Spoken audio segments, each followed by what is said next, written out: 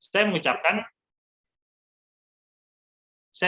selamat datang kepada Bang Mangasa selaku pimpinan di BKPAK, Bang Jeremun sebagai pembawa firman Tuhan, dan jemaat yang hadir pada hari Minggu 12 September 2021. Dengan tema yang sangat luar biasa pada hari ini, yaitu pemimpin yang berinvestasi yang terambil dalam kitab 2 Korintus 9 ayat 6. Mungkin dari sebagian abang dan kakak berpikir nih tentang tema ini, bagaimana pemimpin yang bermain saham atau reksadana. Jadi bukan seperti itu ya abang dan kakak. Jadi tema ini membicarakan tentang bagaimana kita sebagai yang percaya kepadanya memberikan kabar baik untuk sesama kita, karena itu merupakan investasi kita di dalam dunia ini. Karena menurut saya abang dan kakak, kita ini adalah milik Allah. Apa yang kita punyai dipegang sebagai sesuatu yang dipercayakan Tuhan kepada kita. Itu sedikit menurut saya tentang tema dari pemimpin yang berinvestasi.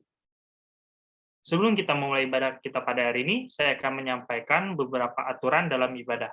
Yang pertama, dimohon kepada abang dan kakak untuk mengaktifkan fitur video. Yang kedua, dimohon untuk menonaktifkan mic selama acara berlangsung. Yang ketiga, bila terjadi gangguan pada koneksi, silakan join dengan link yang sama. Abang dan kakak, kita akan memulai ibadah kita pada hari ini. Untuk itu, mari kita saat teduh sejenak.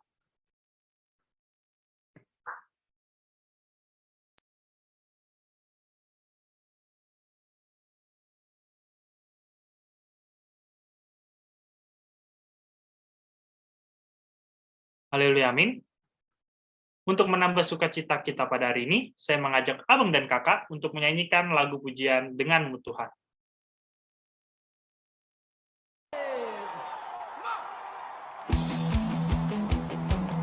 Semua bertepuk tangan. Hey!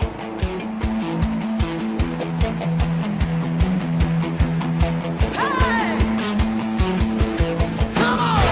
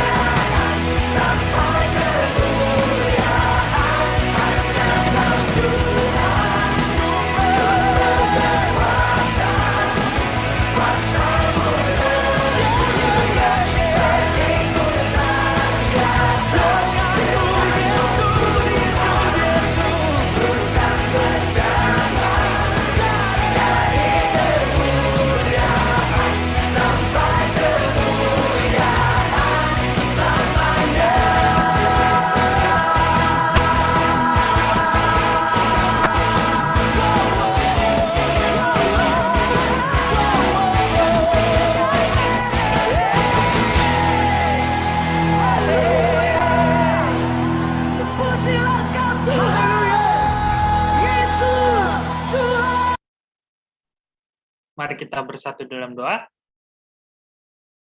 Terima kasih Tuhan, terima kasih Bapa, terima kasih Roh Kudus atas penyertaan-Mu Tuhan. Kami dapat menjalankan ibadah online BKPAK ya Tuhan pada hari ini Tuhan. Itu semua karena berkat dan rancangan-Mu ya Tuhan. Ya Tuhan, kiranya Engkau juga berkati ibadah ini Tuhan dari awal, pertengahan hingga akhir ya Tuhan. Kiranya dapat berjalan dengan lancar ya Tuhan. Kiranya Engkau juga berkati Bang Jeremun ya Tuhan yang akan menyampaikan firman-Mu Tuhan. Kiranya jemaat yang pada hadir pada hari ini Tuhan dapat terberkati oleh firman yang disampaikan oleh Bang Jeremun ya Tuhan. Ya Tuhan, kiranya juga jemaat yang belum hadir ya Tuhan, kiranya Kau yang ketuk hati mereka ya Tuhan agar dapat hadir di tengah-tengah ibadah online BKP ini ya Tuhan. Ya Tuhan, kami serahkan doa ini ke dalam tangan-Mu, di dalam anak-Mu Tuhan Yesus Kristus, kami berdoa dan mengucap syukur. Amin. Oke. Saat ini kita akan menyembah Tuhan. Kita mau mengucap syukur atas kebaikan Tuhan, karena kita masih diberikan nafas kehidupan kita pada hari ini. Untuk itu, mari kita menyanyikan satu lagu yang berkata, Tuhan tak pernah gagal.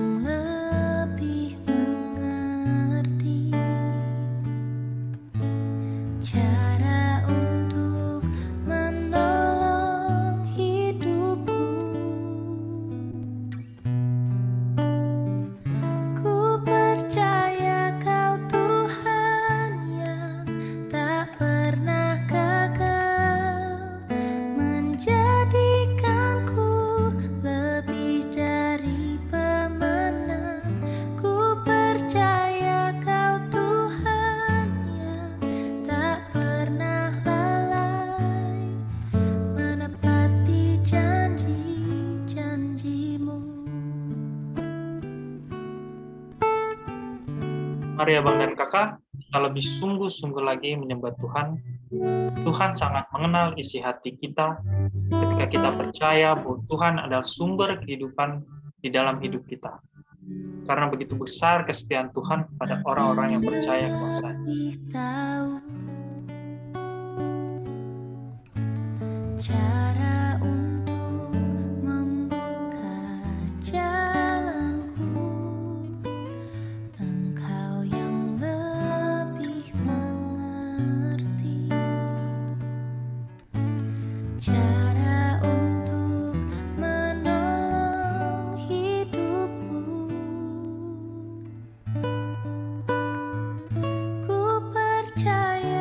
Abang dan kakak, penyembahan kita tidak akan berarti bila masih ada dosa di dalam diri kita. Mari abang dan kakak, kita mengakuinya segala dosa yang telah kita perbuat pada hari ini, kemarin, ataupun minggu ini. Mari kita akuinya secara jujur, kita buka hati kita. Abang dan kakak, mari kita merasakan hadirat Tuhan di tengah-tengah ibadah ini. Kita menyanyikan lagu ini dari Red. Ku percaya Kau Tuhan yang tak pernah gagal, menjadikanku lebih dari pemenang.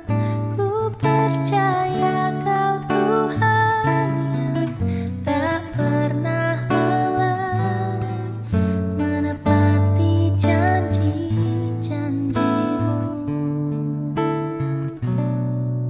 Menepati janji-janji-Mu,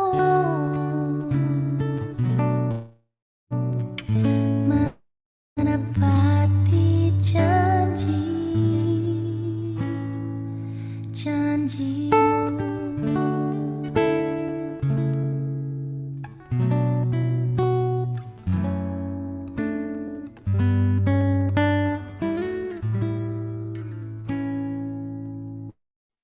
Mari kita bersatu dalam doa.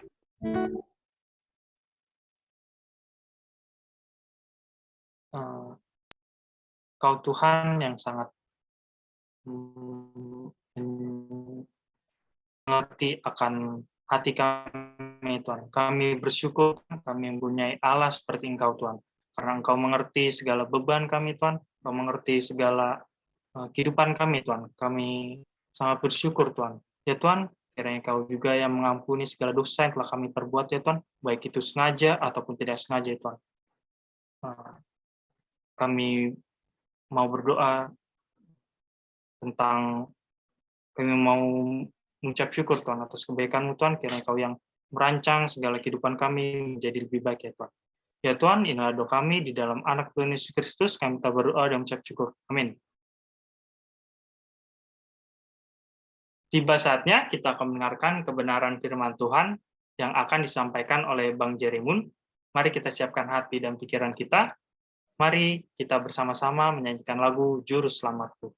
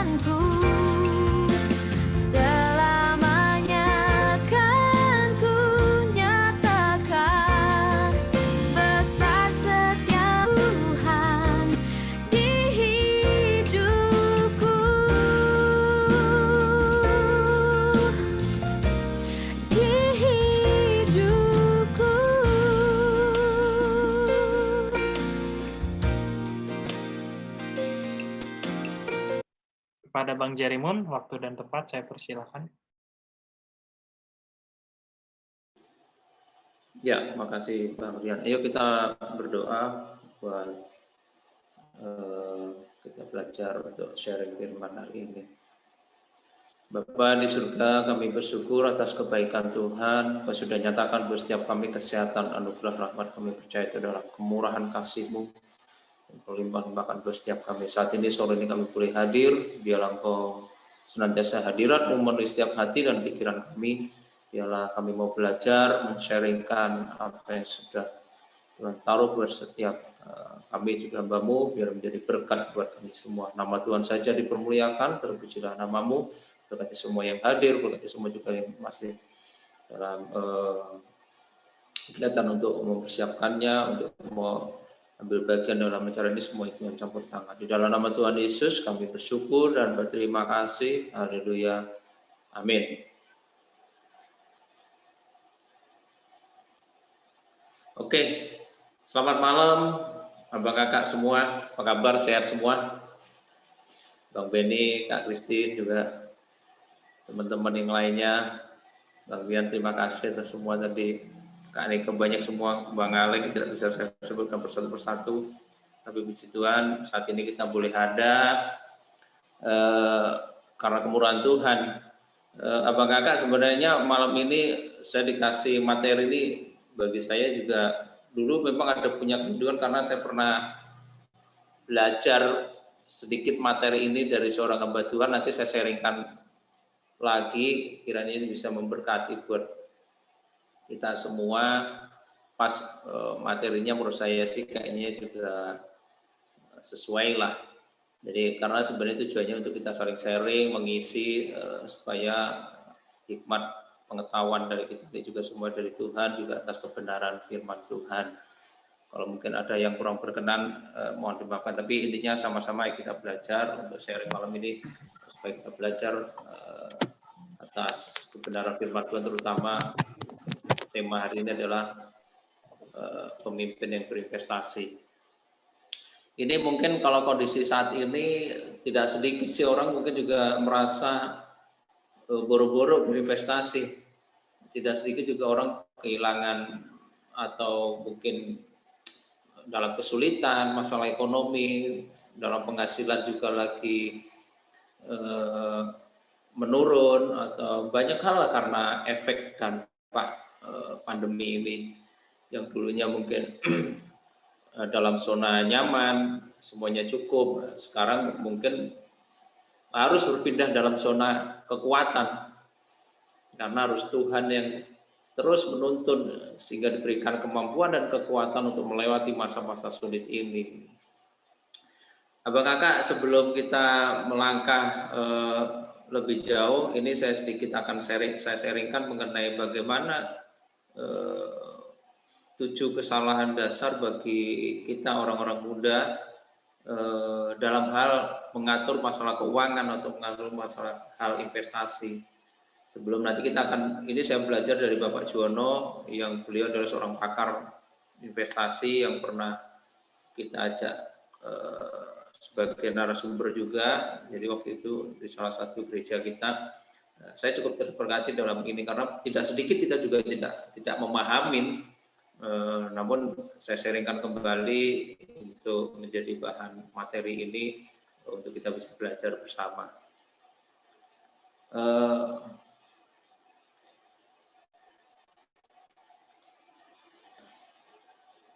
Nah, ini ya Bang Kakak, bahwa dalam kehidupan kita sebagai anak-anak muda, saya rasa semua di teman-teman BKBAK ini kita usia-usia muda yang masih produktif. Belum ada yang usia pensiun kayaknya ya. Masih produktif semua. Jadi kita perlulah lebih serius lagi untuk masalah bidang keuangan, karena juga ini menyangkut masa depan kita, keluarga kita, dalam mengatur masalah keuangan, karena tidak terlepas dalam kehidupan kita ini pasti akan berurusan atau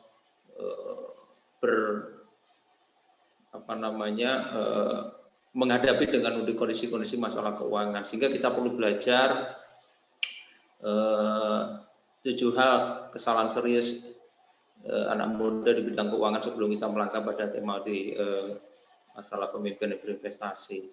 Karena ini awal mulanya, kadang-kadang kalau kita salah mengelolanya, kadang-kadang juga bisa menjadi hal yang punya efek yang kurang bagus di masa depan yang akan datang.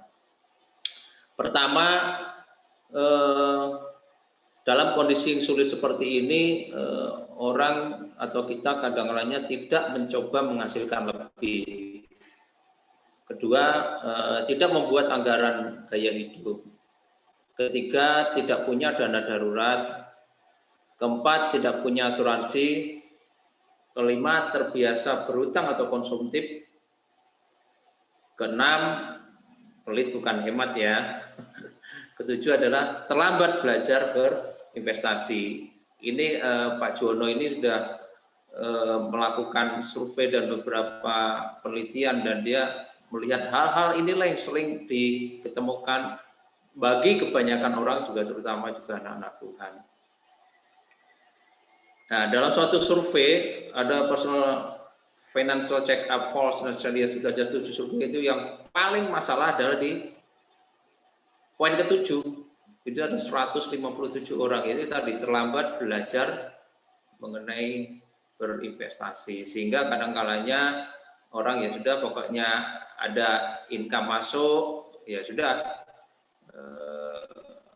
namanya keluar, hanya gitu aja, keluar masuk keluar masuk keluar masuk keluar, namun tidak pernah memikirkan hal-hal untuk yang berinvestasi atau untuk masa yang akan datang.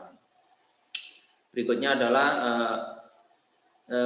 tadi yang pertama adalah tidak mencoba menghasilkan lebih. Di dalam Pengkhotbah 9 ayat 10, segala sesuatu yang dijumpai tanganmu untuk dikerjakan, kerjakanlah itu dengan sekuat tenaga, karena tidak ada pekerjaan, pertimbangan pengetahuan dan hikmat dalam dunia orang mati.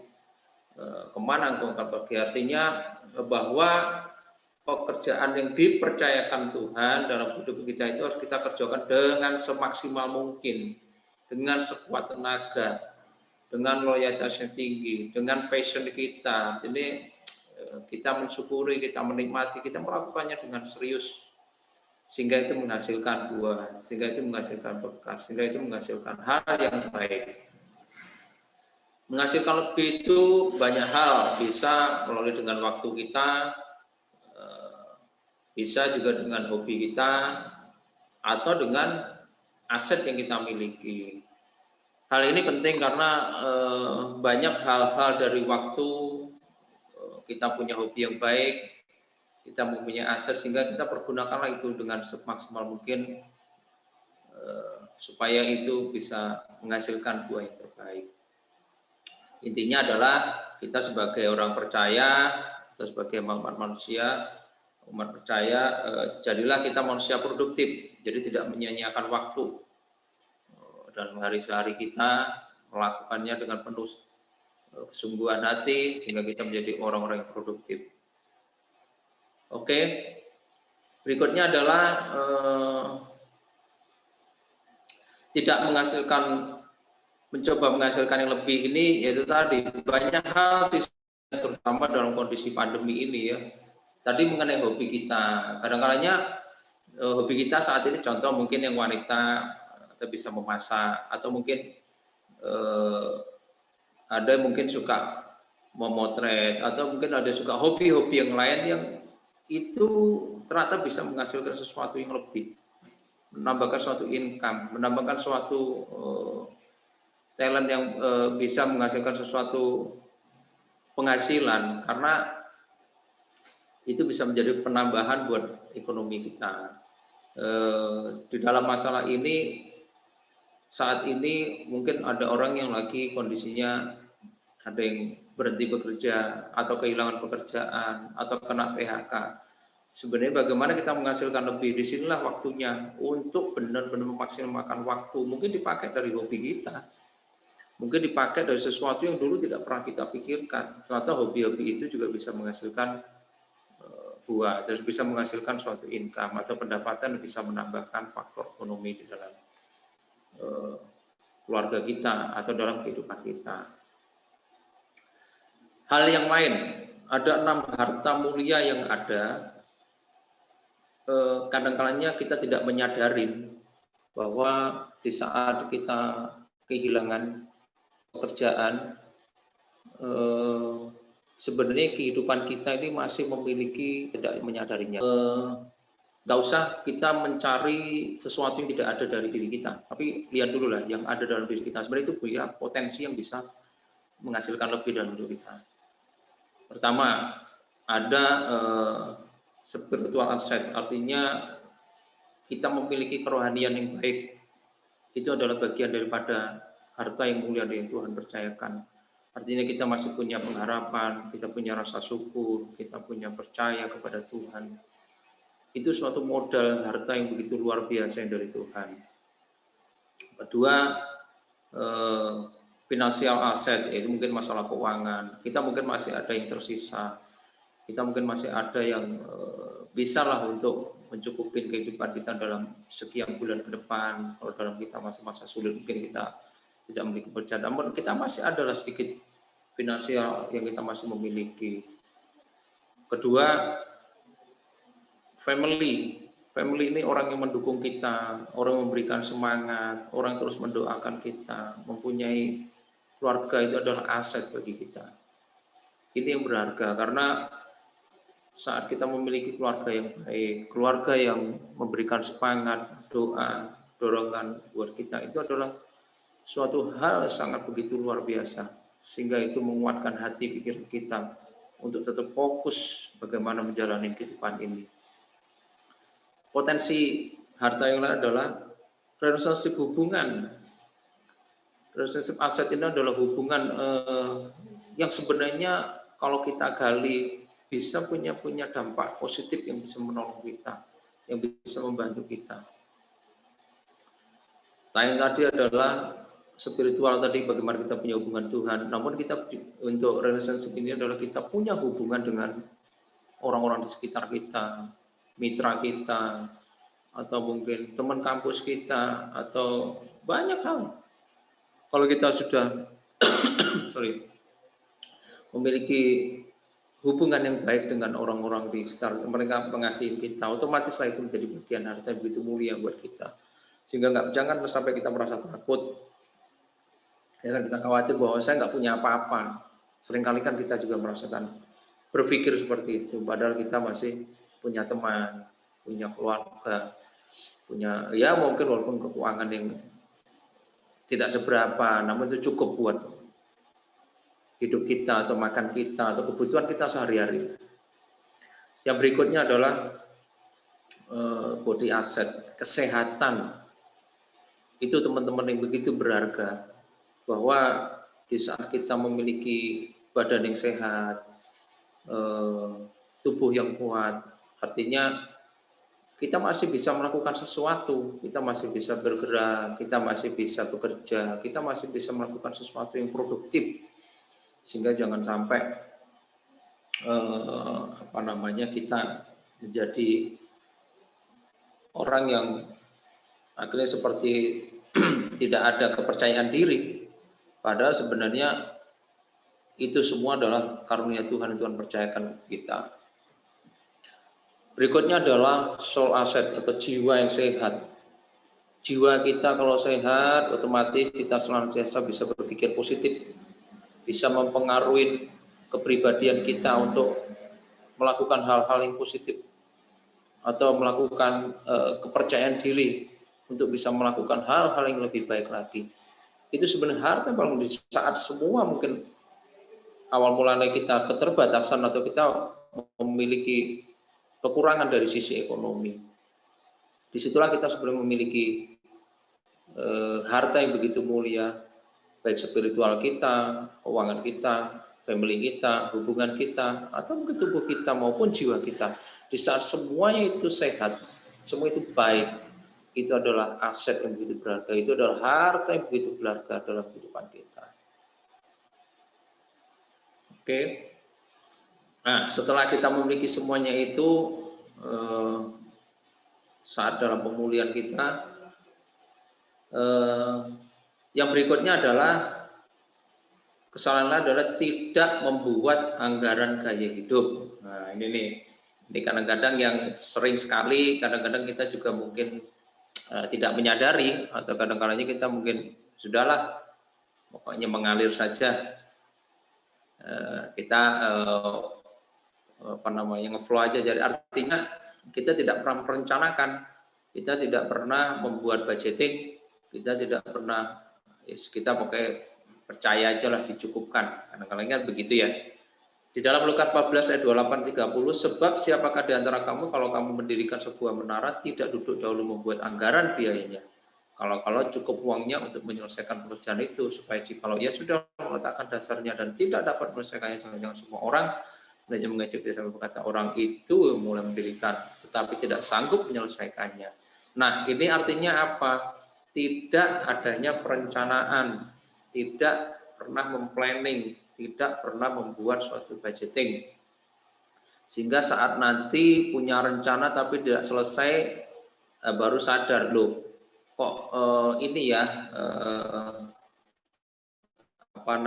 tidak selesai atau apa, baru kita menyadari setelah di ujung daripada suatu pekerjaan atau impian yang kita lakukan. Nah, itu dari kesalahan-kesalahan itulah yang harus kita mulai, dan kita harus sadarin supaya kita tidak terjebak dalam masalah tersebut. Akhirnya apa? Kalau kita tidak punya planning, tidak membuat anggaran gaya hidup, seringkali kadang-kadang kita akhirnya jadi salah, atau jadi berantakan, atau jadi kehidupan kita jadi kacau gara-gara masalah ekonomi atau keuangan atau hal-hal berhubungan dengan ekonomi keluarga atau kehidupan kita. Contohnya kita menggunakan kartu kredit, atau kita tagihan, punya hutang, atau kita punya hutang yang lain, bla bla bla bla bla. Mungkin hal-hal itu kadang-kalanya kalau tidak ada planning karena urusan-urusan yang konsumtif, yang tidak misalnya tidak urgent, atau ya sekedar memuaskan keinginan kita aja, sehingga itu akhirnya membuat kesalahan yang fatal dalam kehidupan ekonomi rumah tangga kita. Nah, ini nih bagian juga yang tidak membuat anggaran gaya hidup. Kadang-kadang pernah nggak kita memplanningkan masalah ini? Contohnya, berapa harus kita buat untuk Tuhan, atau untuk sosial, atau untuk kebutuhan, dan berapa buat untuk keinginan kita, atau hal-hal yang sering kita lakukan. Apakah lebih banyak jangan-jangan kita habiskan hanya sekedar untuk keinginan, namun kebutuhan atau mungkin untuk Tuhan jangan-jangan kita lupa. Nah, ini yang kadang-kalanya kalau kita tidak pernah memplanningkannya, tidak pernah menganggarkannya, masalah ini kadang-kadang sering muncul membuat kita. Contohnya nih, buat karyawan, Lukas 3:14, dan prajurit bertanya kepadanya, dan kami apakah yang harus kami perbuat? Jawab Yohanes kepada mereka, jangan merampas, jangan memeras, cukup jatah gaji tiap bulan, ya kita cukupkan berapapun itu nilainya, kita ucap syukur, namun jangan lupa 3 hal penting ini jangan sampai salah. Kita harus punya prioritas bagaimana Tuhan, kita bagaimana punya prioritas untuk kebutuhan kita. Kebutuhan itu apa sih? Ya banyak hal mengenai masa depan kita. Keinginan ini ya mungkin yang dihabiskan dalam tiap bulan. Nah, hal ini yang perlu menjadi catatan, kesalahan-kesalahan tadi kalau tidak pernah memplanningkannya, ini akan bisa menjadi hal yang fatal. Makanya perlulah kita merencanakan hal yang benar dalam masalah ekonomi dalam kehidupan kita. Ini salah satu contoh ilustrasi aja ya yang Pak Juwono sudah lakukan, bagaimana cara menggaji diri sendiri, income yang tidak tetap. Ini mungkin ada yang pengusaha, ada yang usaha, ada. Ini salah satu contoh aja. Jika contoh bulan Januari mendapatkan income 8 juta, ternyata biaya hidupnya 6 juta, sisa saldo di rekeningnya tinggal 2 juta, terus ada lagi masuk income 10 juta. dikurangi 6 juta, tinggal 6 juta. Artinya apa? Dalam tiap bulan ini minimal kita harus bisa memplanningkan berapa untuk hal-hal yang baik, terutama dalam hal 3 ini tadi. Glory, need, dan wants. Artinya ya tadi untuk Tuhan dan kebutuhan maupun dan keinginan kita. Ada trik lain tuh, cara yang baik untuk mengelola keuangan kita. Yang paling simpel nih, yang mungkin kadang-kadang kita tidak pernah menyadari. Sebenarnya kalau kita bisa lakukan dengan baik, maka kita akan bisa menghindari bagian daripada 1 atau 2 tadi yang kesalahan yang sering dilakukan kebanyakan orang. Apa yang harus kita lakukan? Ini memilah-milah daripada penghasilan kita. Pertama, bisa kita sisihkan 10%. Ini biasanya mungkin yang kita melakukan perpuluhan atau pekerjaan Tuhan atau yang lainnya lah. Kita prioritaskan di sini. Karena semua apa yang kita dapatkan itu adalah berkat dari Tuhan. Jangan lupa, itu adalah untuk Tuhan. Berikutnya, 20%. Jangan lupa untuk saving dan investasi, misalnya untuk jangka panjang. Artinya untuk jangka panjang ini, yaitu tadi perencanaan dalam masa tua, yaitu semua harus disisihkan dari sekarang. Bukan besar daripada besarnya, tapi presentasinya dari apa yang kita dapatkan. Kalau kita sudah terbiasa melakukan rutin, maka nanti akan punya manfaat di hari kemudian nanti. Loan installment jika cukup adalah kita mempunyai mungkin cicilan-cicilan atau mungkin KPR atau mungkin cicilan sepeda motor, cicilan kendaraan, dan hal-hal inilah yang sudah dibudgetkannya. Jadi tidak terkutik-kutik dari yang lain-lainnya, artinya sudah sesuai pos-posnya masing-masing. Baru berikutnya adalah 40% yang spend untuk kehidupan kita sehari-hari dalam masa 1 bulan kita lewatin, dan itu kan kita juga ada pengeluaran-pengeluaran yang kita lakukan. Kalau mungkin tidak memiliki utang ya bisa dilakukan lebih savingnya, karena pos-posnya itu jelas agar tidak tercampur aduk untuk tanpa adanya planningan yang jelas. Jadi otomatis kalau jika ini sudah dibiasakan maka lebih mudah untuk di kemudian hari nanti. Nah, ini juga disampaikan Pak Jono adalah anggaran rumah Kristus. Ini bagaimana di dalam rumah Kristus adalah rumah, ada kesehatan, rupa-rupa, utilities, makan, anak, hiburan, investasi, sandang, transport, utang sosial. Maksudnya apa? Dalam kehidupan kita ini, inilah pos-pos yang kadang kita sering lakukan. Kalau tidak diplanningkannya, maka ini selalu menjadi dihadapin atau dihidupin oleh orang-orang percaya. Kalau tidak diplanningkan ya maka semuanya akan menjadi kacau. Artinya ya tidak pernah menghasilkan yang baik di kemudian hari nanti. Nanti di masa tuanya semuanya kok nggak cukup, padahal tidak pernah dibiasakan sesuatu yang baik. Ada cara lain juga untuk mengelola keuangan kita, ada yang menggunakan aplikasi. Kalau mungkin mau belajar, banyak kok aplikasi-aplikasi di Play Store kita atau apa untuk mengelola keuangan kita. Ini salah satu juga bisa si Finance Manager, jadi banyak hal. Oke, yang lainnya bahwa kita memang perlu memplanningkan hal-hal yang mungkin jika kita memiliki budget lebih, barulah kita memplanningkan hal-hal yang mungkin sesuai dengan keinginan kita, hobi kita, atau kita mungkin menunda terlebih dahulu. Kalau memang kita masih belum memiliki ekonomi yang cukup, artinya prioritasnya lah menjadi prioritas. Kalau saat semuanya cukup, no problem. Jadi supaya kita bisa memilah-milah seperti yang tadi dilakukan. Contohnya kita jangan lifestyle kita hal-hal yang LGBT ini artinya lifestyle gadget kita atau branded ini kadang-kadang atau traveling ini menjadi prioritas sehingga akhirnya mengganggu daripada ekonomi kehidupan kita. Ini yang berisiko sekali, kadang-kadang kita tergoda dengan diskon-diskon yang kadang-kadang mungkin nggak terlalu penting, barang-barang branded kita akhirnya keluarkan habis untuk memburu itu, padahal ada yang lebih penting daripada itu. Mungkin kita banyak menghabiskan waktu kita untuk ngopi. Kalau mungkin dalam masa-masa pandemi, banyak habis kita waktu kita untuk, karena kita hobi dengan kopi. Ataukah mungkin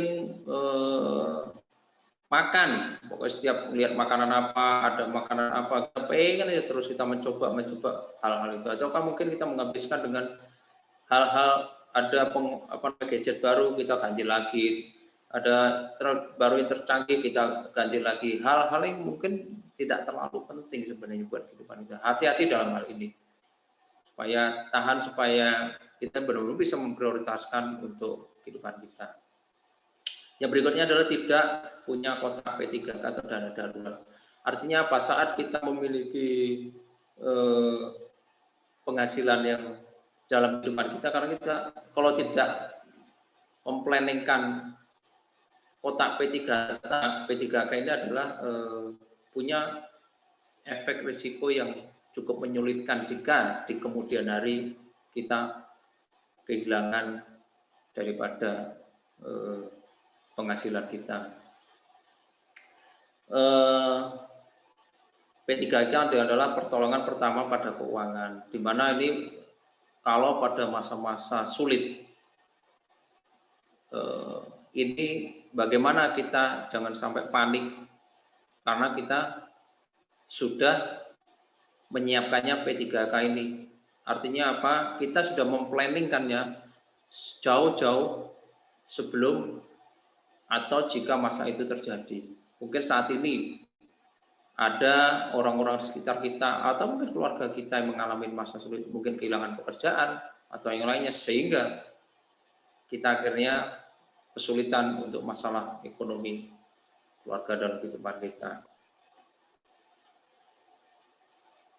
Prioritas adalah kita memang harus punya cadangan 3-6 kali biaya hidup kita bulanan untuk kita cadangkan dalam kondisi saat yang paling sulit. Makanya ini harus punya planningnya. Berapapun gajinya, jangan sampai kita habis hanya untuk gaya hidup kita. Jadi kalau penghasilan kita contoh 3 bulan kita habiskan semuanya untuk kehidupan kita sehari-hari dalam sebulan, akhirnya kita tidak punya perencanaan yang cukup. Nah, risikonya apa kalau kita tidak punya P3K? Kalau kita penghasilan stop, kena PHK, usaha merosot, pencarian nafkah kita kena musibah, ini yang berisiko. Akhirnya kita bisa mengalami hal-hal yang berisiko buat keluarga kita. Caranya apa? Seperti tadi, kita harus mensavingkan dalam perencanaan yang matang. Keluarkan 10% seperti tadi cara pengaturan keuangan tadi untuk masa depannya di pos-pos yang sudah ini. Jadi saat terjadi itu kita bisa gunakan. Kita bisa banyak cara lah, medianya bisa tabungan atau mungkin deposito atau mungkin yang punya lebih ikut reksadana pasar modal dan lain-lain sebagainya. Banyaknya ya relatif dari setiap penghasilan kita masing-masing. Intinya kalau jika satu pencari nafkah minimal kita punya spreading 6 kali lah dalam sebulan. Ya hidup sebulan artinya apa? Ya minimal 6 bulan ke depan ini saat kita mencari pekerjaan lagi atau apa, kita masih bisa menghidupi ekonomi rumah tangga kita atau keluarga kita atau kehidupan kita. Mungkin teman-teman atau abang kakak yang masih kuliah mungkin belum sampai ke sini, tapi bagi kita yang sudah berkeluarga kita memang perlu merencanakan itu. Mungkin dari sekarang ya abang kakak masih kuliah atau masih mencari kerja, ini suatu hal yang baik lah. Mulai kita belajar bersama di melakukan pos-posnya supaya di kemudian hari jika ada sesuatu yang sulit kepada kehidupan kita, keluarga kita kita mempunyai cadangan yang bisa ya untuk dalam masa 6 bulan, atau kalau ini dua pencari nafkah mungkin suami istri, ya dua-duanya lah bisa mencadangkannya sehingga punya spreading yang cukup untuk kemudian hari. Oke, banyak hal sih memang hal yang urgensi dalam hal P3K tadi saat mencadangkan itu bisa juga tiba-tiba kita butuh untuk berobat keluarga kita atau yang lainnya, atau mungkin untuk hal-hal yang sangat urgensi, mungkin kehilangan atau kerusakan peluang mendadak tidak terduga. Itulah kadang-kadang perlunya adanya P3K tadi. Saat kita sudah mencadangkan pos-posnya tadi, maka kita bisa untuk dipergunakan jika kemudian hari jika mengalami suatu hal yang tidak diinginkan. Saat tidak adanya income pendapatan, maka hemat itu bukan berarti pelit. Bisa hidup aja tanpa utang selama beberapa bulan. Artinya ya kita memprioritaskan benar-benar bagaimana ekonomi keluarga kita menjadi prioritas supaya bulan-bulan kedepannya yang akan dilalui itu bisa tercover sambil kita mencari pekerjaan untuk memulihkan kembali ekonomi kehidupan kita. Nah, hal yang penting, yang lain lagi, yang keempat, yang tadi sudah kita bahas ada 7 kesalahan serius yang kadang-kadang tak mudah. Tidak punya asuransi, kelihatannya sepele ya teman-teman. Saya juga bukannya saya ini orang asuransi, bukan. Tapi artinya kadang-kadang hal-hal seperti ini bisa terjadi, sehingga itu bisa menjadi masalah buat kita jika kita tidak pernah, kalau tidak merancangkannya. Saat terjadi hal-hal yang contohnya terjadi musibah, adanya suatu insiden, atau kesehatan kita terganggu, atau mungkin properti kita mengalami suatu masalah, mungkin terjadi kejadian-kejadian tidak diinginkan, maka saat kita sudah menyisihkannya di dalam P3K, maka kita akan relatif lebih safety di kemudian hari. Banyak hal sih, masalah hal asuransi, jadi bisa masalah kesehatan, masalah mungkin kendaraan kita, mungkin properti kita, mungkin sakit, atau hal-hal lain, mungkin kehilangan pekerjaan. Itulah bagian-bagian daripada produk-produk asuransi yang ditawarkan. Saat kita memiliki proteksi ini, sebenarnya kan kita sudah menyisihkan di dalam P3K, itu menjadi harapan supaya kita bisa terproteksi atau keamanan di dalam keluarga kita. Oke, ini bagian-bagian produk proteksi untuk asuransi. Banyak hal yang kita mungkin sudah tahu. Kalau kesehatan mungkin ada produk BPJS, kalau aset bisa bangunan rumah, bisa mungkin yang contoh kayak di Jakarta sering kena ada musibah banjir atau gempa, atau mungkin kebakaran, atau banyak yang mungkin karena kecelakaan atau apa, sehingga kalau tidak mencadangkannya itu berefek pada risiko-risiko ekonomi yang lebih besar lagi.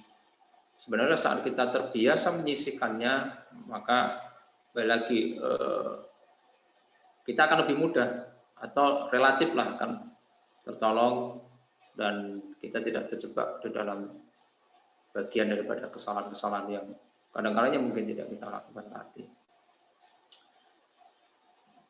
Ada kesalahan yang lainnya adalah terbiasa berutang secara konsumtif. Artinya hal-hal yang mungkin tidak perlu.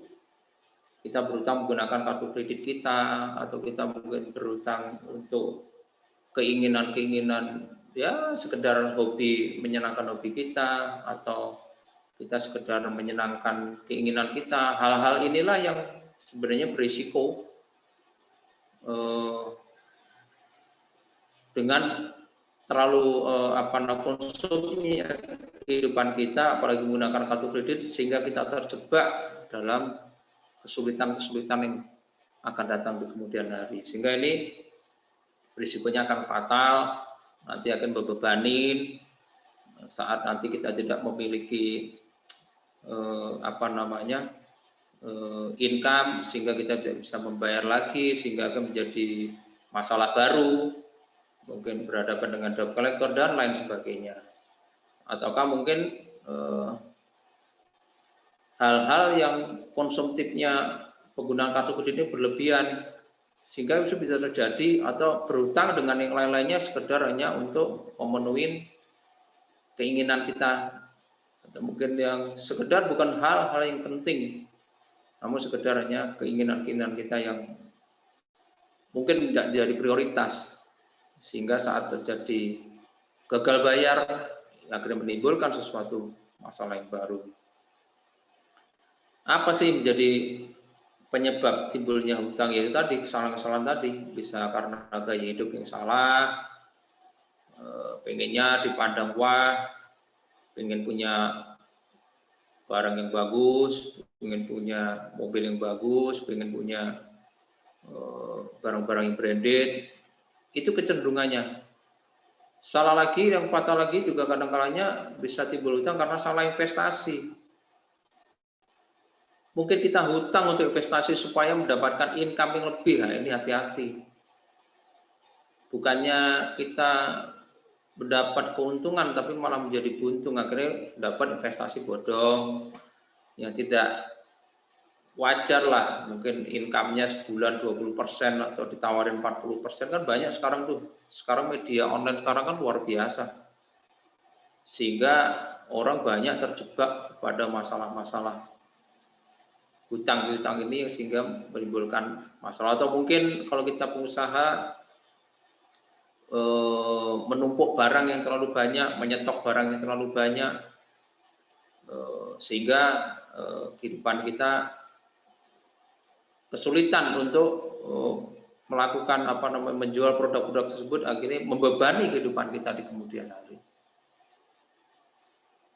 Musibah yang tanpa proteksi, ya banyak hal itu tadi.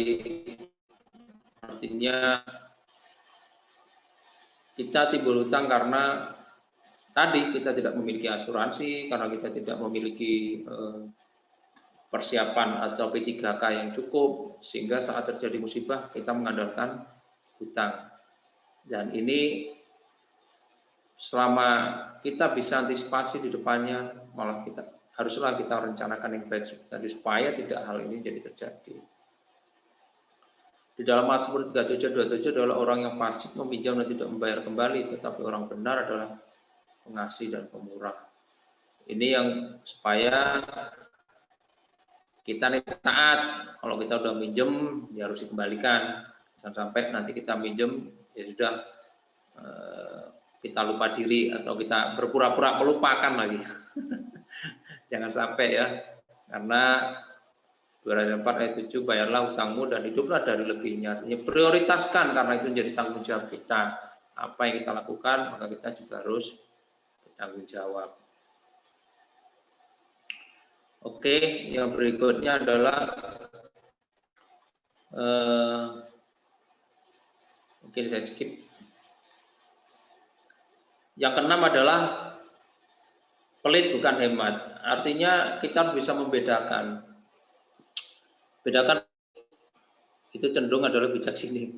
Kalau hemat itu bijaksana ya. Sharing ekonomi bukan sharing ekonomi. Beli barang murah bukan barang murahan. Artinya apa, kita perlu hikmat untuk melakukan segala sesuatunya untuk konsumsi kita supaya kita tidak salah.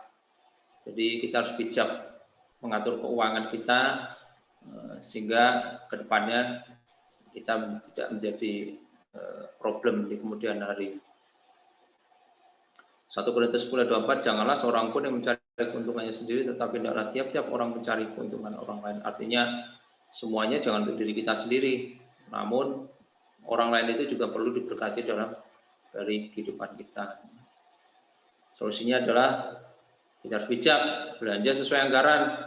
Makin dipercaya banyak, artinya makin diberi kesempatan untuk memberi lebih, bukan untuk keuntungan diri sendiri. Artinya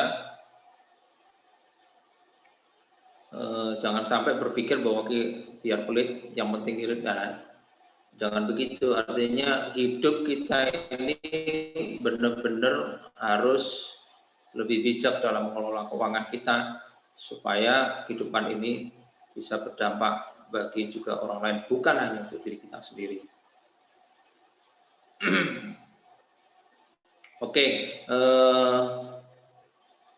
yang berikutnya adalah yang tadi terlambat belajar investasi. Setelah kita tahu tadi mengelola keuangan, kita tahu pos-posnya, kita tahu juga penempatannya,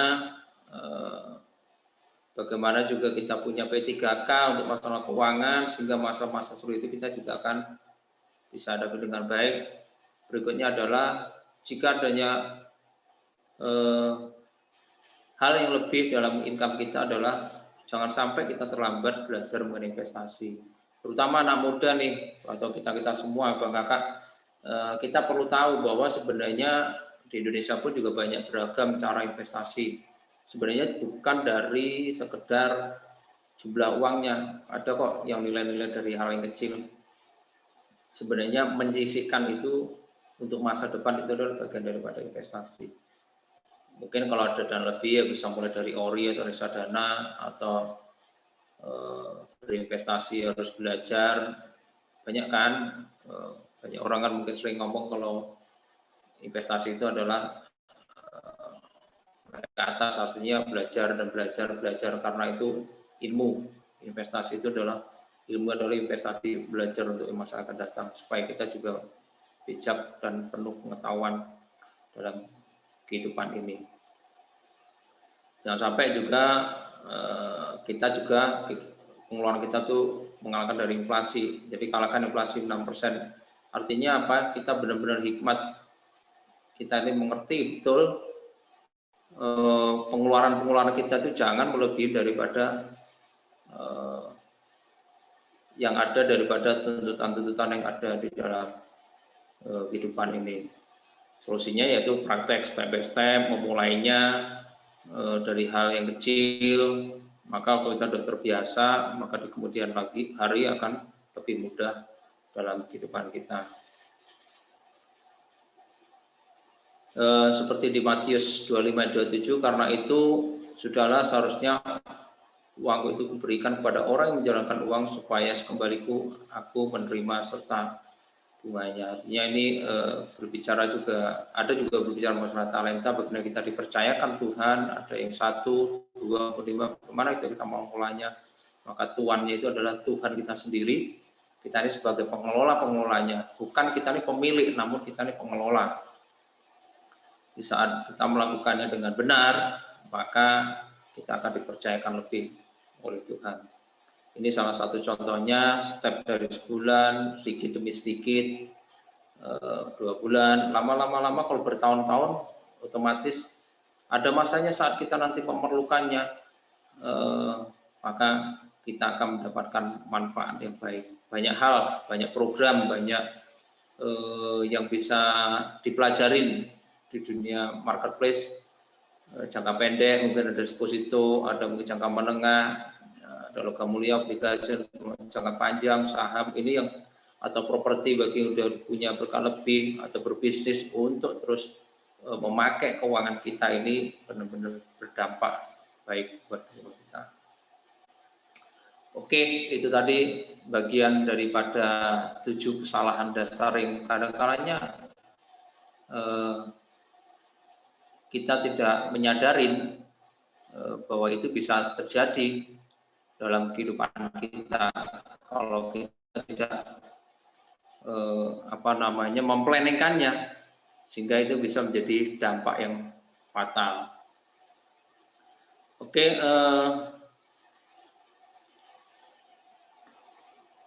berikutnya adalah ini yang sebagai bagian dari kita tadi setelah belajar 7 kesalahan dasar masalah keuangan.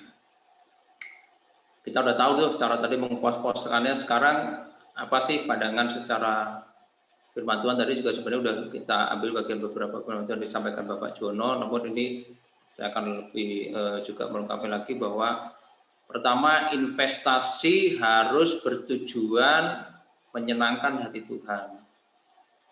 Tadi kan kita udah belajar tuh, jangan sampai terjebak dalam kesalahan-kesalahan yang tidak kita ketahui. Artinya apa? Dalam 1 Korintus 10, aku menjauh jika engkau makan dan jika engkau minum, atau jika engkau melakukan sesuatu yang lain, lakukanlah semuanya itu untuk kemuliaan Allah. 1 Korintus 10:31. Orang yang menabur sedikit akan menuai sedikit juga, dan orang yang menabur banyak akan menuai banyak juga. Ini dalam Korintus 9 ayat 6. Bahwa pemimpin investasi itu adalah mengingatkan bahwa tujuan utama kita berinvestasi adalah tujuannya adalah untuk menyenangkan atau memuliakan nama Tuhan. Jangan sampai karena kemuliaan Tuhan jauh melampaui aspek finansial, artinya jangan prioritasnya hanya uang, jangan prioritasnya hanya sekedar, ya tadi memang sih untuk sekedar kehidupan kita, tapi prioritasnya adalah hal-hal yang kita lakukan tadi harus kita menyenangkan Tuhan, supaya berinvestasi itu Tuhan dipermuliakan dan bukan sekedar untuk mencari keuntungan pribadi. Jadi endingnya tadi kan dalam 7 kesalahan tadi juga disampaikan, prioritasnya bukan hanya untuk mencari keuntungan buat diri kita sendiri, namun orang lain juga diberkati. Kedua, berlaku benar selama menjalankan investasi. Setelah kita bisa mengatur keuangan, kita bisa mendapatkan penghasilan. Sekarang jangan sampai penghasilan kita ini tidak disertai kebenaran. Kan tadi kan tidak dibahas di situ. Cuma ini juga perlu digarisbawahi bahwa penghasilan kita murni karena memang Tuhan yang percayakan kepada kita. Seperti Amsal 16:8 ya. Lebih baik penghasilan sedikit sertai kebenaran daripada penghasilan banyak tanpa keadilan. Hati-hati, karena di dalam kehidupan kita ini kan banyak sekali tuh penghasilan-penghasilan yang kadang-kalanya mungkin tidak sesuai dengan firman Tuhan. Mungkin diperoleh dari hasil-hasil kejahatan atau yang lain sebagainya. Maka itu adalah tidak benar, bahwa itu harus yang dijauhkan dalam kehidupan kita supaya kehidupan kita ini berkenan kepada Tuhan. Seringkali ayat Alkitab dalam Matius 25 yang berbicara soal perumpamaan tentang talenta dijadikan sebagai tameng. Padahal perumpamaan itu sekali lagi tak diperuntukkan untuk hal itu. Perumpamaan talenta justru mengajarkan kita bagaimana Tuhan berharap agar kita memakai segala sesuatu yang Dia sudah berikan kepada kita sesuai dengan nilai-nilai kehendak-Nya. Tuhan sama sekali tidak perlu dengan jumlah uang yang dihasilkan di dunia ini. Dia lebih peduli bagaimana menghasilkan uang itu, walaupun menghasilkan laba yang besar juga, tapi perlu digarisbawahi soal bagaimana cara menghasilkannya. Artinya prioritasnya di saat kita menghasilkannya itu, prosesnya itu yang bagaimana, itu digarisbawahi. Kalau prosesnya itu benar, maka hasil kita investasikan jadi benar, pengelolaan kita benar, maka percayalah hal yang baik akan kita hadapkan di kemudian hari. Bijaklah memilih investasi yang tepat. Tadi kita juga sudah belajar di dalam Efesus 5:11, janganlah turut mengambil bagian dalam perbuatan kegelapan yang tidak berbuahkan apa-apa, tetapi sebaiknya telanjanglah perbuatan itu. Artinya hampir setiap poin yang kedua ini adalah firman Tuhan mengatakan kita sebagai investor tidak terlibat dalam sebuah investasi bertentangan dengan firman. Seperti tadi juga kita bahas, jangan sampai kita juga investasi-investasi yang tidak sesuai dengan kehendak Tuhan, yang banyak mungkin hanya sekedar untuk mencari keuntungan pribadi, ternyata ditempatkan pada investasi-investasi yang tidak benar, untuk pembiayaan yang tidak benar, untuk kegiatan-kegiatan yang tidak benar. Nah, itu jangan sampai. Sekarang ini kadang-kadang banyak iming-iming di luar sana, investasi-investasi yang menggiurkan, sehingga orang banyak tergiur akhirnya ujung-ujungnya investasi itu menyesatkan, tidak sedikit, bahkan tidak sedikit kalau orang di dunia sana ada yang berkedok agama, ada yang berkedok, tapi kita sebagai orang percaya kita harus lebih pandai, kita juga harus lebih penuh hikmat agar kita juga tidak terjebak dalam masalah-masalah tersebut. Oke, dalam ini bijak memilih hal investasi yang tepat itu adalah bagian yang benar-benar harus kita renungkan supaya kita tidak salah sebagai seorang pemimpin, supaya di kemudian hari kita bisa melakukan investasi yang tepat dan benar. Tuhan berkenan akan hasil investasi yang benar. Saat kita sudah melakukan yang benar, maka Tuhan itu akan memberkati. Apa yang kita lakukan, apa yang kita investasikan, sebenarnya tidak hanya sekedar uang, namun banyak hal. Dan ini akan berdampak baik di kemudian hari nanti.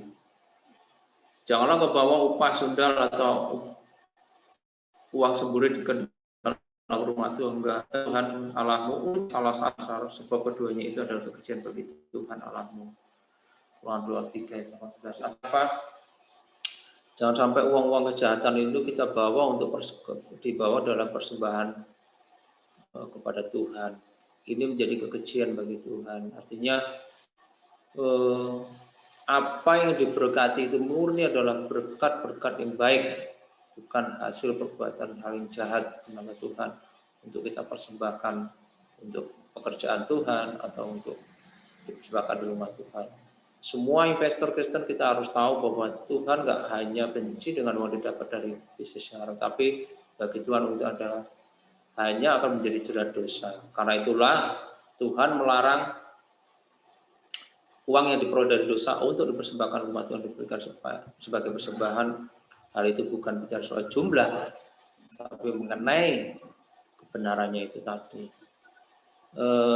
Abang kakak, kita sebagai anak Tuhan, kita sebagai mahasiswa yang atau sudah bekerja profesional, kita benar-benar paham, kita persembahkan tulus karena itu adalah apa yang sudah Tuhan percayakan dalam hidup kita, sehingga kita mengalokasikannya tidak hanya sekedar uang saja, apalagi uang, namun hal-hal yang lain pun adalah hal yang benar, karena itu adalah hal investasi kita di kemudian hari. Dan jika Tuhan itu sudah membenarkan apa yang kita investasikan, maka Tuhan berkenan dan itu akan menjadi berkat.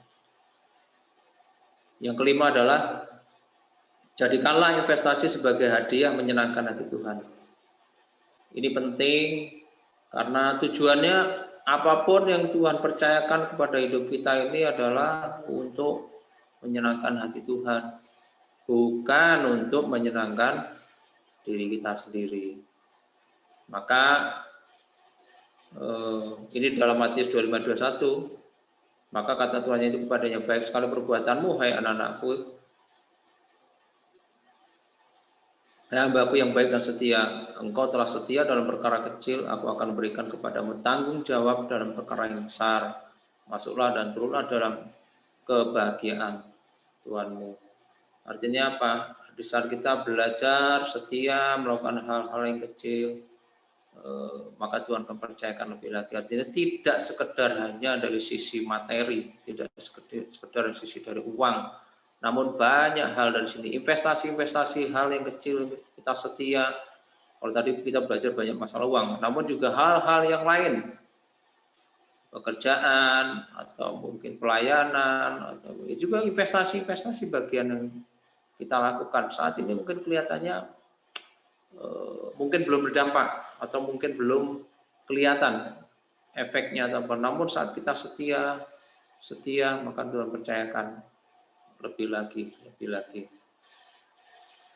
Ini adalah satu-satunya penyemangat bagi kita dalam menjalankan investasi, karena Tuhan akan sangat disenangkan ketika kita mempersembahkan hasil kerja keras kita yang kita lakukan dengan Tuhan. Senang kepada mereka yang setia mentaati perintah Tuhan. Kesetiaan Tuhan tidak diukur sekedar lewat dari uang, ya, tetapi lewat seberapa kita taat melakukan firman-Nya. Itulah teman-teman, kita tadi sudah banyak belajar bersama. Ada 7 kesalahan dasar yang mungkin kita tidak pernah menyadari, sehingga itu menjadi beban masalah di kemudian hari. Dan saat kita sudah melakukannya, kita juga sudah memiliki 5 prinsip bagaimana kita menginvestasikan apa yang dipercayakan Tuhan, baik uang kita, kehidupan kita, kesehatan kita, itu semuanya untuk kemuliaan nama Tuhan. Demikian firman yang kita bisa belajar bersama atau yang kita sharingkan bersama hari ini, kiranya bisa memberkati buat setiap abang dan kakak dan kita semua. Dan tetap semangat dalam menghadapi kondisi saat ini. Mungkin ada dalam kondisi yang sulit, kita tetap percaya ada pertolongan Tuhan, kita tetap percaya ada kekuatan dari Tuhan. Mungkin kemarin kita dalam zona nyaman, semuanya cukup, semuanya enak, pekerjaan lancar. Saat ini mungkin kita perlu masuk dalam zona kekuatan yang dari Tuhan untuk kita tetap bertahan setia dalam kondisi apapun, karena Tuhan sekali-kali tidak pernah meninggalkan kehidupan kita. Amin. Mari kita berdoa. Bapa di surga, kami bersyukur atas kebaikan Tuhan yang sudah Tuhan nyatakan bersetiap kami. Biarlah kami belajar mengenai hal investasi ini, bukan sekedar uang, bukan sekedar materi, namun banyak hal yang sebenarnya kami harus investasikan, apa yang kami miliki, kesehatan, spiritual, kejiwaan kami, hati dan pikiran kami, tenaga pikiran kami, relasi kami, semuanya Tuhan, kami lakukan hanya untuk kemuliaan bagi nama-Mu, sehingga apa yang kami lakukan boleh menjadi berkat bagi orang-orang di sekitar kami, lingkungan kami, keluarga kami, maupun orang-orang yang kami kasihi, dan berdampak bagi banyak orang.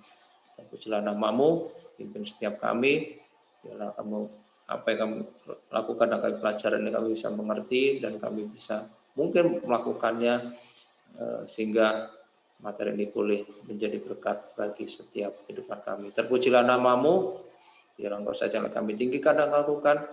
Nama Tuhan dipermuliakan di dalam nama Tuhan Yesus. Kami bersyukur dan berterima kasih. Haleluya. Amin. Terima kasih, Abang Kakak. Tuhan Yesus memberkati kita semua. Amin.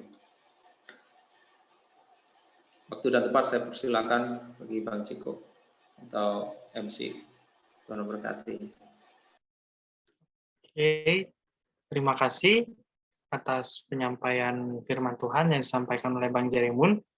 Jadi yang saya tangkap dalam firman Tuhan yang disampaikan Bang Jeremun itu adalah, yang pertama itu, kita itu tidak mau lebih. Jadi kita hanya di zona nyaman itu.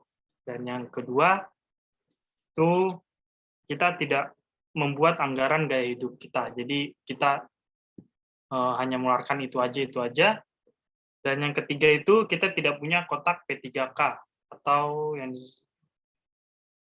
biasa disebut pertolongan pertama pada keuangan. Jadi kita tidak membuat anggaran itu. Yang keempat, tidak memiliki asuransi. Dan yang kelima itu terbiasa berutang konsumtif. Jadi kita terbiasa hanya mengutang, berpikir nanti bayar, dan ternyata itu tidak baik. Dan yang keenam itu pelit, bukan hemat. Dan yang terakhir itu terlambat belajar investasi. Oke, itu poin-poin yang saya tangkap dari Bang Jeremun. Kiranya itu dapat menjadi berkat bagi kita semua. Dan kiranya juga Bang Jeremun, Tuhan Yesus memberkati segala aspek kehidupan Abang. Oke, Abang dan Kakak, saat ini kita akan doa pokok bersama yang akan disampaikan oleh Bang Francisco kepada Bang Ciko. Saya persilakan. Baik, sekali lagi, Shalom Abang Kakak. Kita seperti biasa dalam ibadah kita akan menaikkan pokok doa bersama kita yang sudah diinfokan setiap hari Rabu malam oleh Biro Doa, dan saya rindu untuk kita juga boleh mendoakan dalam ibadah ini. Yang pertama, kita akan berdoa untuk ucapan syukur. Saya sudah chat, Abang Kakak boleh nanti lihat di chat. Untuk rekan-rekan pria, boleh berdoa untuk poin nomor 1, ucapan syukur untuk berkat Tuhan sepanjang kehidupan sepanjang minggu ini, yang boleh Tuhan berikan buat kita semua, kesehatan, ya, kekuatan pekerjaan, baik setiap usaha kita, setiap pekerjaan ataupun pendidikan kita. Untuk rekan-rekan pria, tolong doakan poin nomor 1, dan rekan-rekan dari wanita, poin pokok 2, ucapan syukur, berdoa buat kegiatan BKPAK yang sudah berlangsung sepanjang minggu ini. Ada pembekalan anggota, kemudian ada pergantian pengurus, baik yang di Setiami ataupun di Unkris ya beberapa waktu yang lalu, dan juga beberapa kegiatan-kegiatan BKPK yang lain. Untuk itu mari kita naikkan pokok kedua ucapan syukur kita secara bersama-sama. Mari kita berdoa.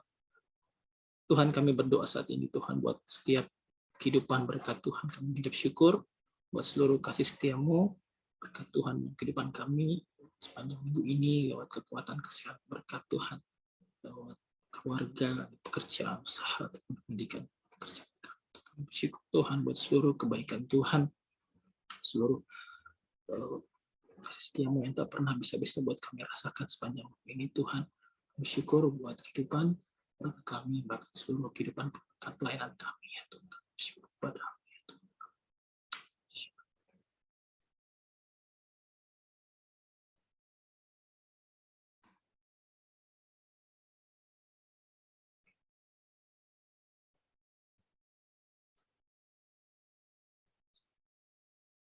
Amin.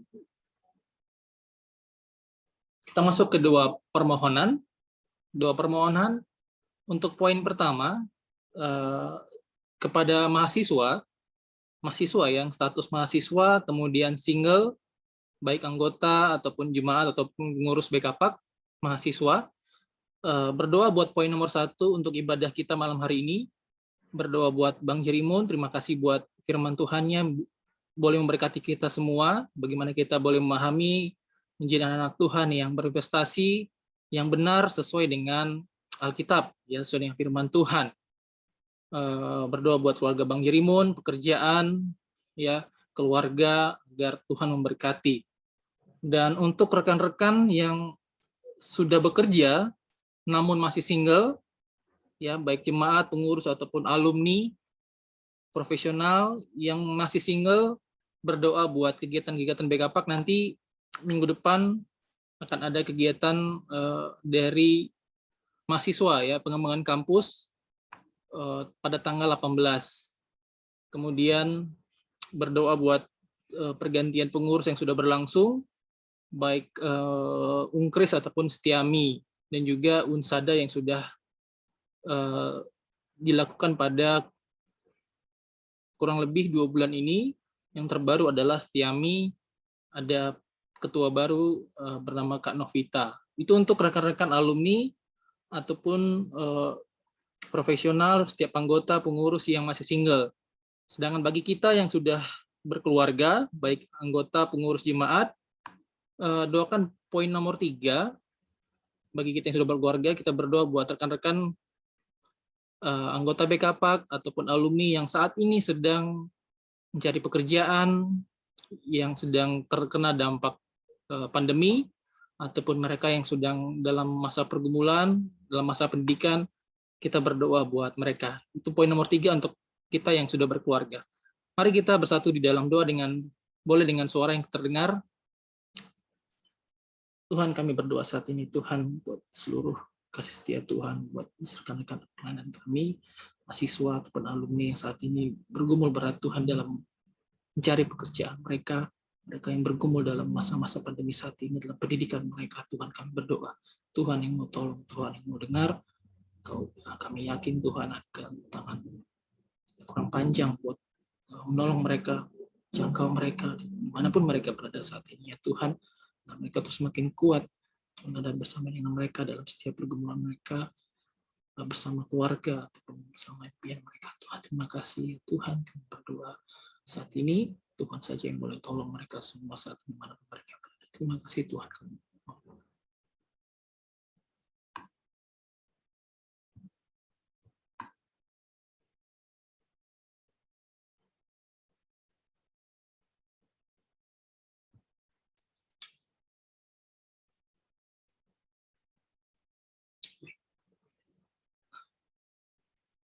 Haleluya, puji Tuhan.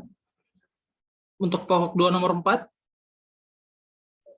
saya minta kembali kepada rekan-rekan mahasiswa yang mahasiswa single, baik kita jemaat, pengurus, rekan-rekan mahasiswa berdoa buat setiap keluarga ya, keluarga-anggota BKPAK. Saat ini juga kita minta orang tua kita dimanapun kita berada diberikan kekuatan kesehatan, setiap anggota keluarga, anak istri ataupun pekerjaan mereka. Dan untuk rekan-rekan alumni yang masih single, baik pengurus, jemaat, anggota, kita doakan buat penasehat BKPAK saat ini, Bang David Siregar, kemarin habis pemulihan, habis cuci darah dan sempat rawat inap. Kita doakan semoga Bang David melewati proses pemulihan dan supaya bisa melakukan aktivitasnya kembali. Kita doakan khusus Bang David Siregar untuk poin nomor 5. Sedangkan untuk bagi kita yang sudah berkeluarga, mari kita berdoa buat bangsa negara untuk kondisi pandemi yang sedang kita masih sama-sama melewati, dan juga rencana tatap muka oleh siswa-siswa nanti yang akan dilaksanakan kurang lebih pada bulan ini ataupun bulan depan. Ya, kalau anak saya sendiri besok kelas 5 sudah uji coba untuk masuk tatap muka. Mari kita yang sudah berkeluarga, kita doakan agar tatap muka ini bisa berlangsung dengan baik dengan protokol kesehatan yang sangat ketat. Mari kita naikkan pokok doa kita secara bersama-sama. Mari kita berdoa. Surga, kembali kami berdoa Tuhan buat seluruh bangsa negara kami saat ini sedang menghadapi masih terus dengan kondisi pandemi, baik yang di pusat ataupun daerah. Kami lihat banyak hal yang terjadi Tuhan. Tuhan berkati, berikan kekuatan Tuhan, kami dapat melewati pada minggu bersama, bahkan rencana tatap muka Tuhan saja memberkati, kami boleh bersiap dengan protokol kesehatan dan segala hal yang ada agar kami boleh dapat anak dapat bersekolah dengan baik dengan kondisi tatap muka ini. Tuhan, kami berdoa dan bersyukur kepadamu Tuhan buat seluruh setiap. Terima kasih Tuhan.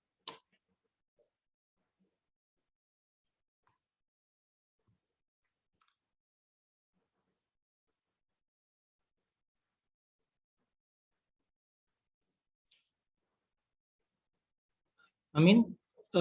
Atau mungkin ada yang pokok doa yang terlewat dari saya, boleh disampaikan abang kakak yang mungkin kita bisa doakan sama-sama di Zoom ini. Ada kira-kira dari abang kakak?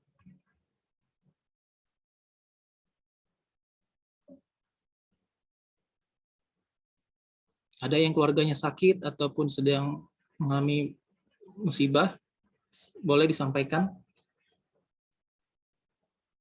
Kalau tidak ada, mungkin saya minta dengan kasih Kristus Kak Ita untuk menutup pokok doa kita. Mungkin juga bisa tambahkan dengan keluarga Bang Winton ya, yang beberapa waktu lalu mengalami kedukaan ya. Boleh Kak Ita untuk menutup pokok doa kita. Mari kita berdoa. Bapa di surga, kami mau bersyukur kalau kami sudah sama-sama menaikkan pokok-pokok doa kami. Kami terus membawa hidup kami ke dalam tangan Tuhan, agar kami boleh terus menyaksikan karya-karya Tuhan yang semakin besar lagi dalam baik pelayanan kami di BKPAK maupun juga dalam kehidupan pribadi dan keluarga. Tuhan, kami terus membawanya dalam tangan Tuhan karena kami tahu bahwa Engkaulah Allah yang penuh kasih, yang akan memberkati dan akan terus memimpin kehidupan kami dan hal-hal yang besar yang akan Tuhan nyatakan dalam kehidupan kami.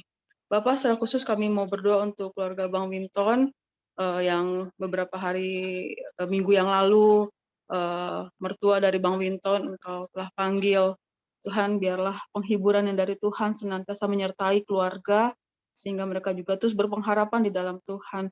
Bahkan hal-hal yang mau dikerjakan, rencana-rencana ke depan, dan berdoa Allah juga campur tangan sehingga memberikan yang terbaik bagi kerinduan dari anak-anak-Mu ini. Bahkan aku juga berdoa untuk istri Bang Winton, Kak Febe, yang juga sedang dalam kondisi kurang sehat.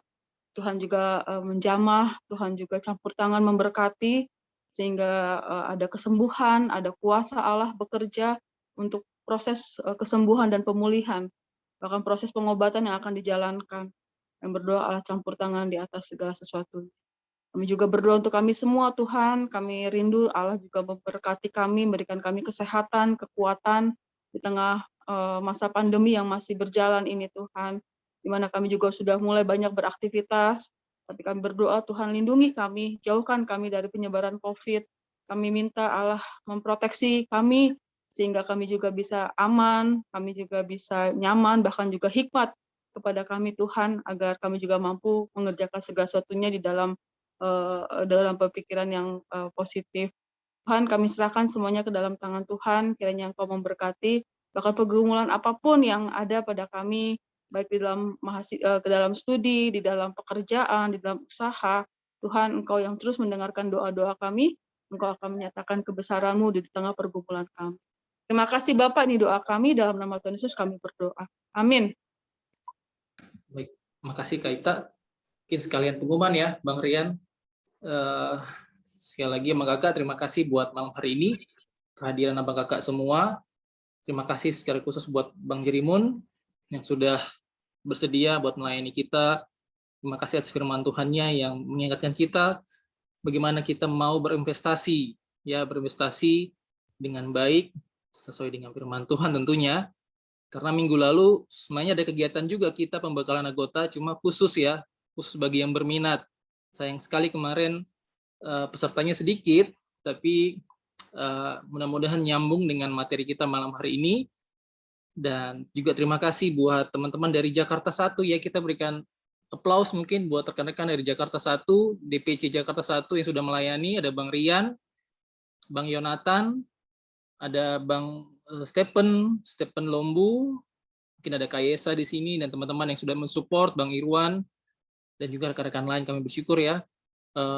Dan rekan-rekan DPC, DPD yang lain, nanti saya akan menghubungi untuk membantu saya untuk memimpin ibadah rutin kita ya, per 2 minggu.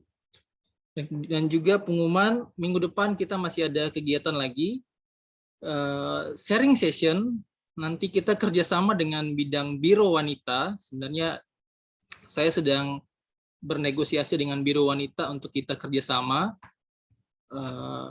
untuk sharing session dengan para pemimpin wanita yang baru saja lengser, ya baru saja lengser. Itu ada Kak Tika dan juga Kak Dita di sini. Nanti kita akan sharing session bersama mereka. Kita akan lihat, kita akan dengar bagaimana pengalaman mereka selama masa-masa memimpin di masa pandemi ya, dan juga berkat Tuhan lewat kehidupan mereka selama mereka memimpin. Ya, jangan lupa untuk hadir Sabtu ya, tanggal 18 September jam 7 malam, masih dengan Zoom. Saya harapkan teman-teman boleh kita hadir dan kita melihat kehidupan mereka. Itu dari saya. Ini tambahan dari Bang Mangasa. Baik ya, shalom buat kawan-kawan semuanya. Bersyukur malam ini kita bisa lagi beribadah. Dan terima kasih untuk Bang Jerimun yang sudah menyampaikan materi hari ini. Bagaimana kita berinvestasi. Bukan hanya harta ya Bang, tetapi juga adalah seluruh hidup kita. Hati kita, pendidikan kita, pekerjaan kita. Ya, semuanya kita investasikan untuk Tuhan. Ya. Tadi udah beberapa Alkitab dikatakan ya. Saya menyinggung tentang berinvestasi itu, Alkitab juga mengatakan tentang kesusahan hari ini cukuplah untuk sehari. Kesusahan hari ini cukuplah untuk sehari ya. Matius 6 ayat 34. Jadi memang investasi perlu Abang Kakak. Jangan sampai kita punya duit makan enak, taunya besok penyakit semuanya ada, ya semuanya masuk. Jadi orang sudah punya uang makan untuk enak, bukan makan untuk sehat. ya, untuk menyenangkan perutnya, lidahnya, gitu, itu bahaya, Bang Kakak. Ya, jangan sampai kita sudah punya segalanya, nanti kita nggak menikmati pada waktu-waktunya. Ya, Bang Kakak. Jadi memang ya, banyak firman Tuhan. Tuhan mengajarkan kita untuk memang betul-betul menatap hari esok itu bersama dengan Tuhan. Kalau kita taruh hidup kita sama Tuhan, ya pasti Tuhan sendiri yang akan memberikan yang terbaik di masa depan kita. Oleh karena itu jangan coba-coba tinggalkan Tuhan. Makasih Bang Jerimun untuk firman Tuhan malam hari ini. Ya, Bang Kakak, saya juga senang ada 25 tadi sampai 31 orang hadir, sekarang sisa 25. Dari saya hanya mengingatkan Abang Kakak, tidak terasa kita sudah bulan September, BKPAK sudah membentuk panitia Natal. Ya, panitia Natal, karena Natal kita itu tanggal, lupa saya, tanggal 5 atau tanggal 6, antara hari Sabtu dan Minggu bulan Desember, Minggu Sabtu dan Minggu pertama, antara itu ya. Sudah terbentuk kepanitiaan Natal kita, nanti tinggal diumumkan. Ya, jadi kita akan mempersiapkan diri Abang Kakak untuk perayaan Natal, tapi ada beberapa kegiatan yang lain yang juga nggak kalah pentingnya, ya, harus kita ikuti. Lalu berikutnya Abang Kakak, ya kita bersyukur ya, memang kegiatan-kegiatan di kampus pun sudah mulai mengarah akan terbuka. Beberapa boleh dilaksanakan tatap muka gitu ya, tapi tidak boleh lebih dari 30 mahasiswa. Ya, jadi kemungkinan mari kita siapkan diri Abang Kakak untuk membina para mahasiswa baru yang ya puji Tuhan ya artinya tetap saja ada orang-orang Kristen, ya orang-orang Kristen yang Tuhan kirimkan di kampus-kampus kita, dan itulah tanggung jawab kita. Bukan hanya pengurus DPC, tapi saya berharap mari kita yang rindu untuk melayani Tuhan sebagai anggota BKPAK, mari kita mempersiapkan diri untuk melayani mereka ya. Nanti saya akan, kalau kawan-kawan rindu sekali untuk membacakan Injil atau apa, nanti saya akan kasih jiwa-jiwa itu dari kelas-kelas agama saya, ya, yang sudah mulai perkuliahannya minggu ini dan seterusnya. Itu saja dari saya, Bang Ciko. Terima kasih, Tuhan berkati kita semua. Baik, makasih Bang. Mungkin langsung aja saya umumkan ya, untuk Natal akan dilayani oleh teman-teman dari DPD Jawa Barat, langsung dikoordinir oleh Kak Grace ya, Kakak Grace Daniela, Kak Grace Daniela SS. Jadi ini panitia sudah terbentuk. Mari Abang Kakak kita support, kita dukung agar Natal kita tahun ini bisa berjalan. Ya mungkin kalau memang bisa tatap muka, kita tatap muka terbatas. Baik, itu saja tambahannya tadi. Saya kembalikan kepada Bang Rian. Terima kasih atas penyampaiannya kepada Bang Ciko dan Bang Mangasa. Kiranya Tuhan Yesus memberkati segala aspek kehidupan Abang. Tidak terasa kita sudah berada di penghujung ibadah kita. Untuk menutupi ibadah ini, kita menyanyikan satu lagu pujian, Tenang, dan doa penutup akan dibawakan oleh Bang Jerimu.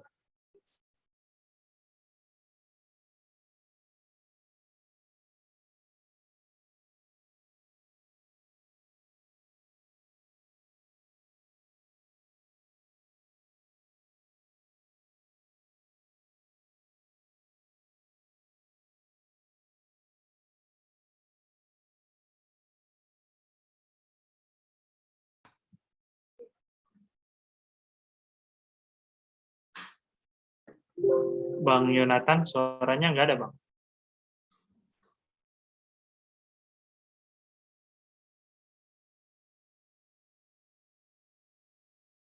Ruang hatiku tak pernah kau lepaskan dari kasih-Mu.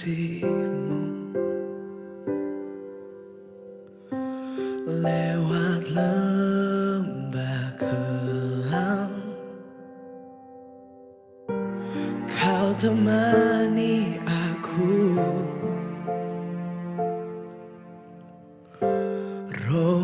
bekerja selalu untuk kebaikanku.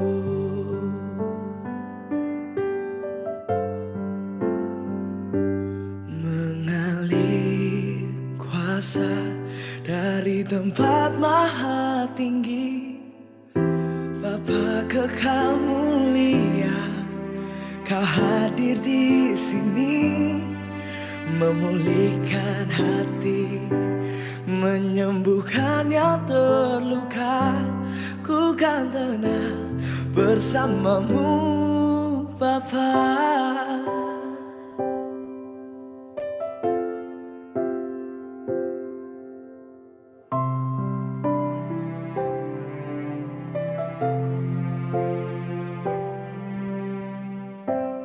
Lewat lembah kelam, Kau temani aku. Rohmu bekerja selalu untuk kebaikanku.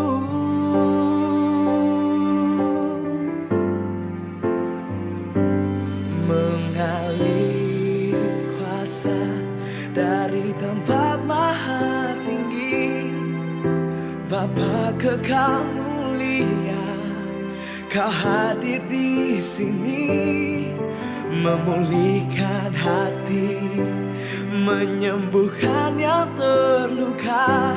Ku kan tenang bersamamu, Bapa. Mengalir kuasa dari tempat maha tinggi, Bapa kekal mulia, Kau hadir di sini, memulihkan hati, menyembuhkan yang terluka. Ku kan tenang bersamamu, Bapa.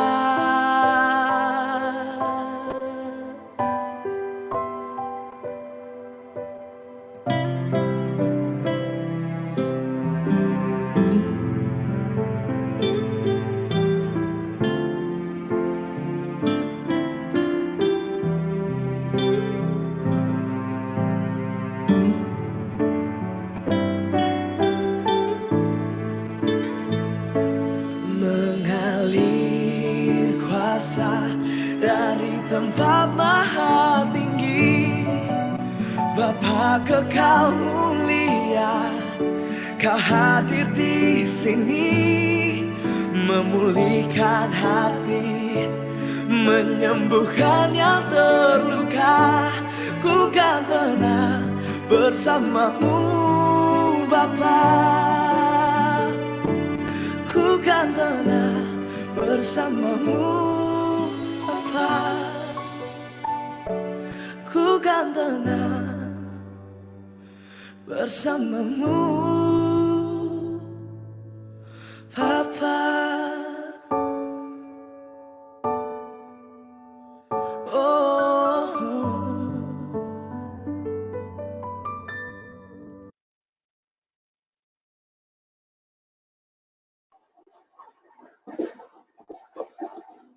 Mari kita berdoa untuk menutup ibadah malam ini. Bapa di surga, kami bersyukur atas kebaikan-Mu. Terima kasih bila mana kami boleh hadir buat ini, acara ini, ibadah ini.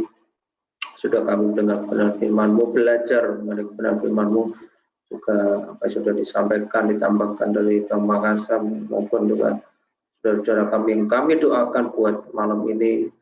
Senantiasa Tuhan Engkau yang berkenan, senantiasa Tuhan Engkau yang memberkati, senantiasa Tuhan Engkau yang melihat setiap ketulusan hati dan pikiran kami hanya untuk kemuliaan bagi nama-Mu. Terpujilah Engkau ya Tuhan, berkati semua yang ada, berkati semua yang hadir maupun yang tidak bisa hadir, berkati ya Tuhan pada pagi ini. Dan setiap pelayanannya banyak jiwa-jiwa maupun teman-teman mahasiswa yang banyak diselamatkan maupun para profesional muda. Banyak Tuhan senantiasa diberkati dalam wadah pelayanan ini. Biarlah senantiasa BKPAK visinya semakin hari semakin berkembang, sehingga benar-benar BKPAK benar-benar menjadi berkat dan menjadi